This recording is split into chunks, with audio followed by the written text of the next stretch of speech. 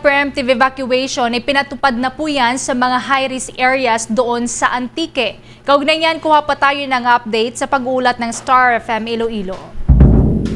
Ipinag-utos ng Office of Civil Defense Region 6 sa Provincial at Municipal Disaster Risk Reduction and Management Councils sa lalawigan ng Antique na ipatupad ang preemptive evacuation ng mga residente sa high-risk areas para sa pagbaha at pagguho ng lupa at matinding pag-ulan na dala ng severe tropical storm Leon. Sinabi ni Provincial Disaster Risk Reduction and Management Office Chief Broderick Train na mahigpit nilang binabantayan ang Sibalom River, ang ika-4 na pinakamalaking ilog sa Panay, at sa ngayon anya ay walang ulat pang pag-apaw ng tubig. Ipinapayo din ang kanilang ahensya sa mga pamilyang naninirahan sa mga high-risk na lugar, kabilang ang mga nasa tabi ng baybayin at ilog sa lalawigan ng Antique, ay hinihikayat na maagang lumikas bilang pagsunod sa Regional DRRM Council Memorandum 106 upang mapaghandaan ang matinding pag-ulan na dala ng Bagyong Leon na may international name na Kongray. Posible ang storm surge, wind wave, so far close monitoring kita development panahon.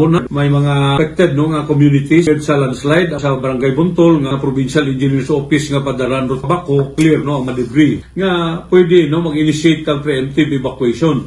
So with that, may forecast nga maka-experience siya Antique heavy rainfall. Ang atin nga PDRRM office blue alert level, meaning naka-standby ang atin mga personnel kag naka-preposition man ang atin nga iba nga assets kag manpower from site inspection o assessment kag mga areas, especially ang ating mga major river systems.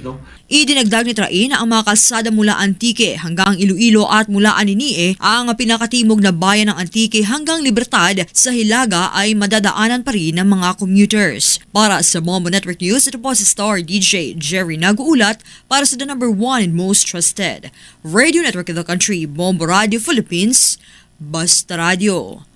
Bombo!